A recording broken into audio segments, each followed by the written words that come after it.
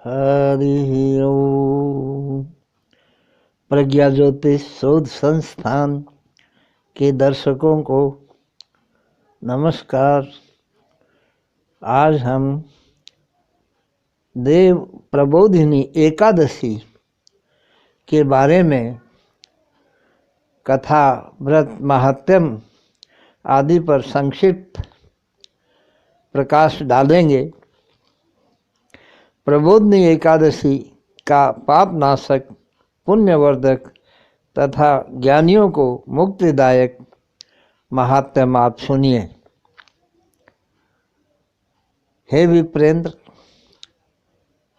ब्रह्मा जी से नारद जी ने इस प्रकार अपना प्रश्न किया कि प्रबोधिनी एकादशी का महात्म्य और उसके देवता आप बताइए। ब्रह्मा जी बोले कि कार्तिक मास की पाप नाशक प्रबोधिनी एकादशी के देवता भगवान श्री कृष्ण चक्रपाणी हैं। नारद जी ने पूछा कि एक भक्त, एक नक्त और उपवास में क्या अंतर है, ये समझाइए। ब्रह्मा जी बोले कि एक भक्त से एक जन्म का पाप नष्ट होता है, नक्त व्रत से 2 जन्म का पाप नष्ट होता है और उपवास से 7 जन्म का पाप नष्ट होता है। यह हरिबोधिनी एकादशी करने वाले को इसके अलावा भी ऐसी संतान देती है जो जगत में दुर्लभ हो, जो किसी तरह भी आसानी से न मिल सके।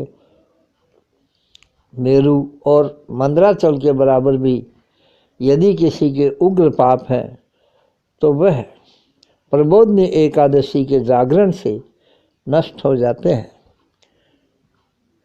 पहले सहस्त्रों जन्मों से दुष्कर्म इकट्ठे किए हुए प्रबोधिनी का जागरण पुल राशि की तरह जला देता है। जो स्वभाव से ही प्रबोधिनी का विधि पूर्वक उपवास करते हैं, हे मुनि सारदब, उसे श्रेष्ठ फल मिलता है। जो मनुष्य थोड़ी सी विधि विधान के साथ प्रबोधिनी एकादशी को भगवान चक्रपाणी का पूजन और रात्रि जागरण करता है, जो मनुष्य विधि के साथ अपने संकल्प के साथ मनोवृत्ति द्वारा प्रबोधिनी के व्रत करने की सोचते ही उसके पाप नष्ट होने लग जाते हैं। प्रबोधिनी की रात को जो मनुष्य भक्ति भाव से जागरण करता है, वह भूत, भविष्य और वर्तमान 10,000 कुलों को शीघ्र ही विष्णु लोक में ले जाता है।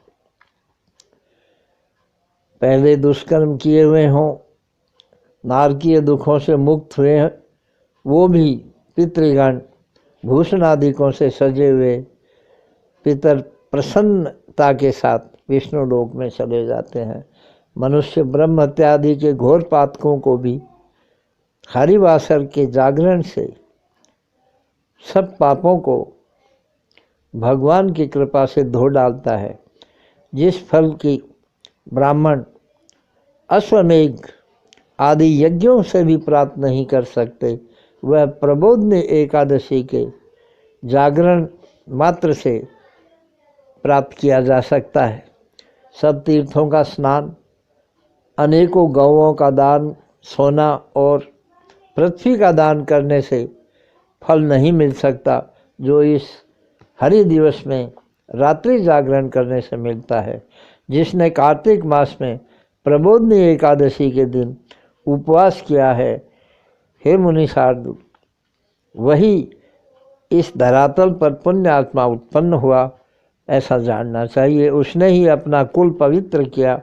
जो मनुष्य विधिवत प्रबोधनी एकादशी का व्रत करता है, उसके घर में त्रिलोकी भर के सभी तीर्थ निवास करने लग जाते हैं।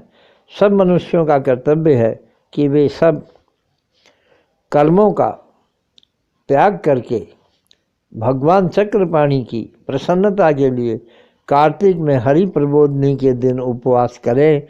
वही एक ज्ञानी, योगी, तपस्वी और जितेंद्रिय, जिसने विष्णु भगवान की परम प्रिय धर्म के सार देने वाली प्रबोधनी एकादशी का व्रत किया है। जो मनुष्य जन्म भर में एक बार भी प्रबोधनी एकादशी के दिन उपवास करता है, वह मोक्ष का भागी होता है। उसका कभी फिर गर्भवास नहीं होता। प्रबोधनी एकादशी के दिन जागरण करने से गोविंद भगवान मनुष्य के कायिक, मानसिक और वाचिक तीनों तरह के पापों को नष्ट कर देते हैं। हे नारद, जो मनुष्य भगवान पुरुषोत्तम देव की प्रीति का उद्देश्य लेकर प्रबोधनी एकादशी के दिन प्रातः स्नान, दान, जप और होम करते हैं, वह उनका किया हुआ सुकृत अक्षय होता है। इस व्रत के अनुष्ठान से जनार्दन भगवान को संतुष्ट करने वाला मनुष्य समस्त दिशाओं को पुण्य तेज से प्रकाशमान करता है और अंत में विष्णु धाम को पधारता है। हे वश, बाल्यकाल में, यौवन काल में और बुढ़ापे की अवस्थाओं में सैकड़ों जन्मों में स्वल्प या बहुत जो पाप किए हों, हे मुनिवर, उन सब पापों को प्रबोधनी एकादशी के दिन गोविंद भगवान चक्रपाणी का पूजन करके उनको संतुष्ट करके दूर किए जा सकते हैं। चंद्र या सूर्य ग्रहण के समय काशी, कुरुक्षेत्र आदि तीर्थों में स्वर्ण आदि दान करने से जो पुण्य फल की प्राप्ति होती है, उससे सहस्त्र गुणा प्रबोधनी एकादशी के दिन व्रत करके जागरण करने से फल प्राप्ति होती है। और एक बार भी जिसने प्रबोधनी एकादशी के दिन उपवास नहीं किया, उसने जन्म से मरण पर्यंत जो पुण्य किए हैं वे सब व्यर्थ जाते हैं। हे नारद, कार्तिक मास में विष्णु भगवान व्रतानुष्ठान न करने से जन्म भर किए पुण्यों का फल भाग नहीं देते। हे विप्रेंद्र, इसलिए धर्म, अर्थ, काम और मोक्ष रूप सब अभिनिश्चित फलों के देने वाले देव भगवान जनार्दन का पूजन अच्छी तरह अवश्य करना चाहिए। अर्थात भगवान के पूजन करने से सभी कामनाएं पूर्ण होती हैं। विष्णु भगवान की सेवा में तत्पर रहता हुआ जो नर कार्तिक मास में व्रत, उपवास आदि करता है परंतु पराया अन्न नहीं खाता, उसी को ये फल मिलता है। पराया अन्न दूसरे पुण्यों को भी हरण करने वाला है। हे मुनि सत्तम, कार्तिक मास में भगवान मधुसूदन देव की कथाओं का समय समय पर श्रवण करे, कीर्तन आदि करे और भगवान की प्रसन्नता के लिए यज्ञ और दान आदि भी करे। जो विद्वान कार्तिक मास में विष्णु भगवान की कथा का कीर्तन करते हैं, जो श्रद्धालु भक्त समाहित होकर उस कथा का आधा श्लोक या एक श्लोक भी सुनते हैं, तो उनको 100 गोदान का फल प्राप्त होता है। और हे मुनि शार्दूल, जो मनुष्य कार्तिक मास में अपने स्वर्ग आदि सुखों के लिए या धन आदिकों के लोभ के वश में पड़कर भगवान की कथा का श्रवण नहीं करते, वह अपने कुलों का उद्धार नहीं कर सकते। जो नर नियम पूर्वक कार्तिक मास में विशेष रूप से भगवत कथा का श्रवण करता है, वह सहस्त्र गोदान का फल का भागी होता है। प्रबोधनी एकादशी के दिन जो मनुष्य भगवान की कथा सुनते हैं, हे मुने, वह 7 दिन समस्त पृथ्वी के दान करने के फल को प्राप्त करता है। हे मुनि शार्दूल, जो मनुष्य भगवान की कथा का श्रवण करके अपनी शक्ति के अनुसार कथा कहने वाले कथावेत्ता विद्वान का पूजन करते हैं, उनको अक्षय वैकुंठ लोक प्राप्त होता है। ऐसे जब भगवान ब्रह्मा जी ने कहा, तब ब्रह्मा जी के इन वचनों को सुनकर नारद मुनि फिर बोले कि हे स्वामी, एकादशी के दिन जिस प्रकार के व्रत करने से जैसा फल मिलता है उस विधि का भी आप कथन करो। नारद मुनि ने जब ऐसी प्रार्थना की, उसे सुनकर ब्रह्मा जी ने उत्तर दिया, है द्विजोत्तम, एकादशी के दिन ब्रह्म मुहूर्त में शैया से उठकर मल मूत्र आदि का त्याग कर फिर दंत धावन करके नदी, तालाब, कूप, वापी या इनमें सभी सुलभ न हो तो अपने घर पर ही शुद्ध जल से स्नान करे।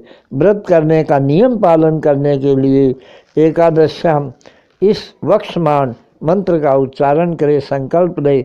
इसका अर्थ यही है कि हे पुंडरीकाक्ष, हे अच्युत, मैं आज एकादशी के दिन निराहार रहूँगा और दूसरे दिन भोजन करूँगा, अतः इस मेरे संकल्प को आप पूर्ण करावें, ऐसी भगवान से प्रार्थना करें।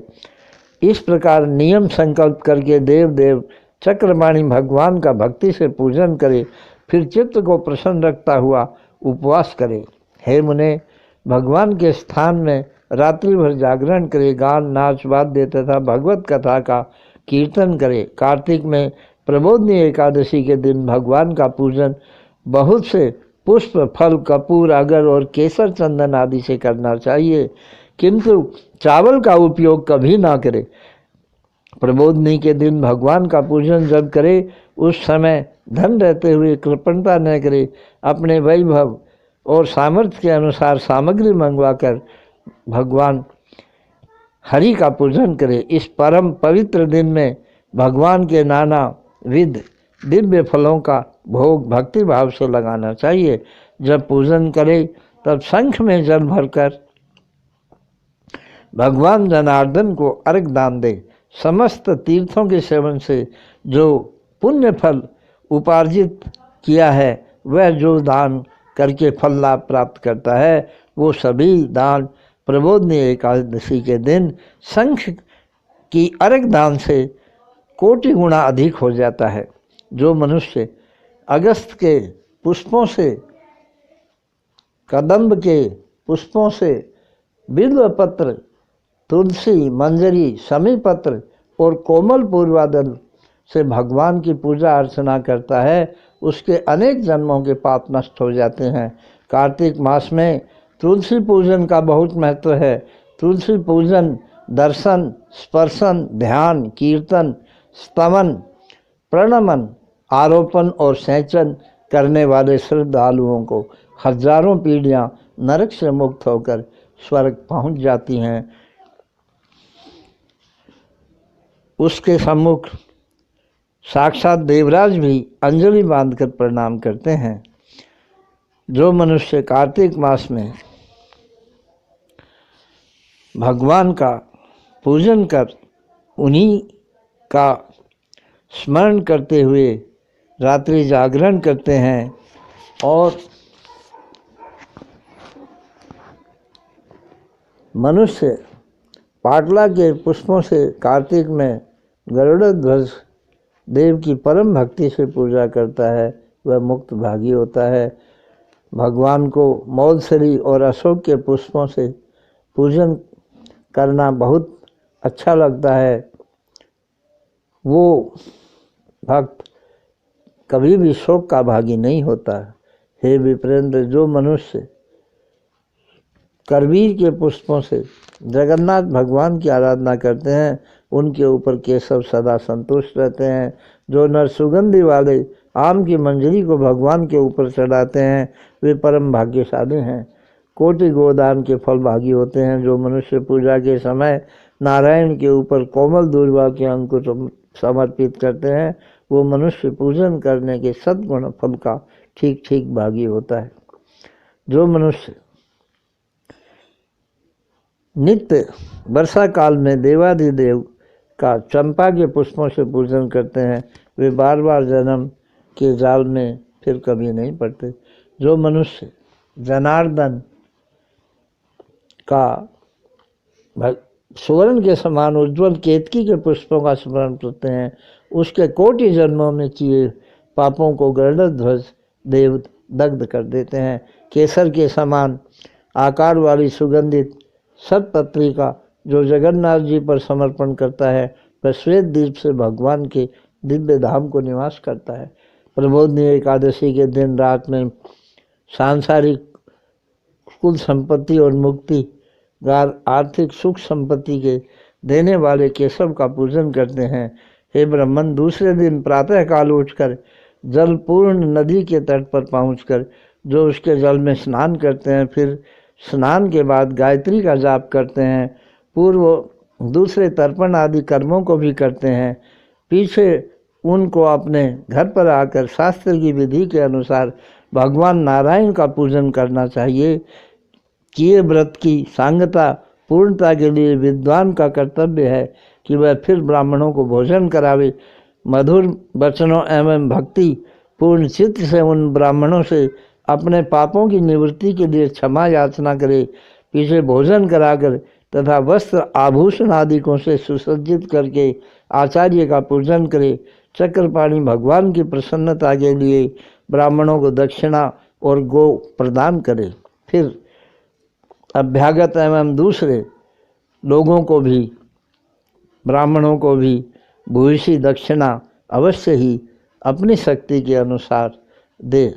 फिर व्रत करने का जो नियम धारण किया था उस नियम का ब्राह्मणों के सम्मुख बैठकर विसर्जन करे एवं कहे कि मैंने जो व्रत करने का नियम किया था वह अब तक निभाया, अब मैं उसका विसर्जन करना चाहता हूँ। फिर शक्ति के अनुरूप ब्राह्मणों को यथाशक्ति दक्षिणा दे। हे राजन, नक्त भोजी को चाहिए कि उत्तम ब्राह्मण को भोजन करावे। ऐसी प्रतिज्ञा वाले व्रती पुरुष का कर्तव्य है कि वह बिना मांगे सुवर्ण और बेल का दान करे। जो व्रती गऊ की दक्षिणा रूप से आचार्य को प्रदान करे। कार्तिक मास में आंवलों को घिसकर उनकी पीठी लगाकर स्नान करने वाला दधी और मधु का दान करे।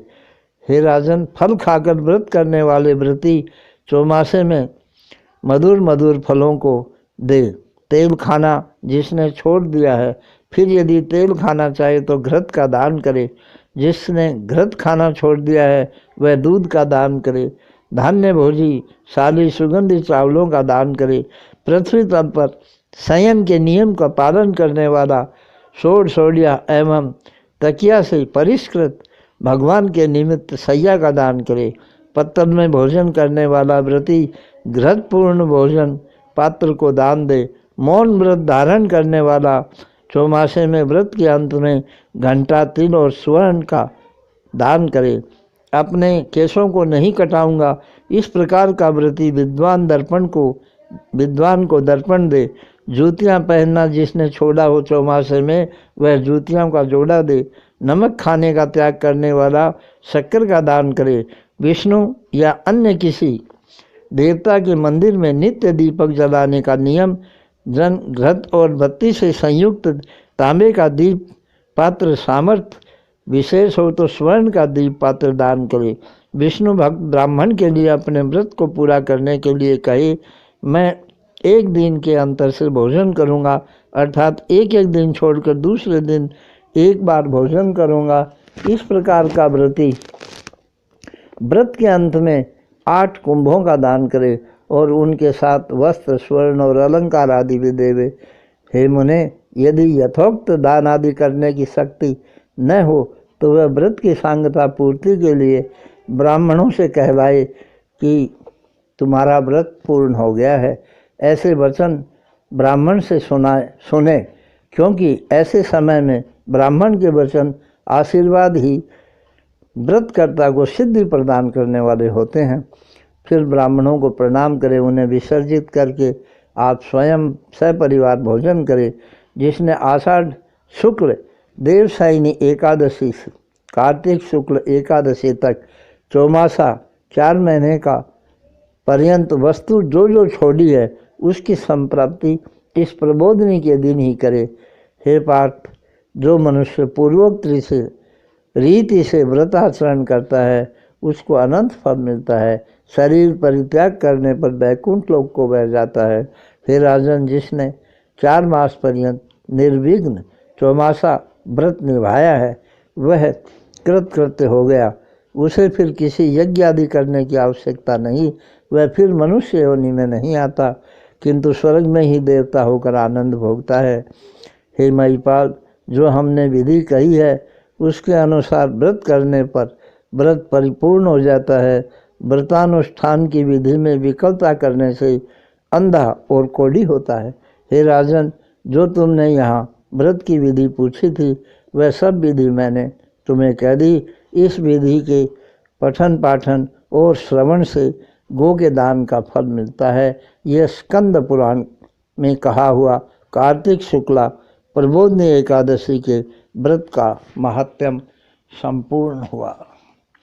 हे कृष्ण गोविंद हरे मुरारे, हे नाथ नारायण वासुदेवा।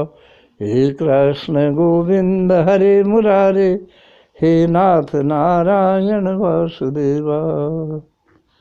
सभी लोगों से, दर्शकों से निवेदन है कि हमारे इस चैनल प्रज्ञा ज्योतिष संस्थान को सब्सक्राइब करें, लाइक करें, शेयर करें, जिससे हमारा भी मनोबल बढ़ा रहे।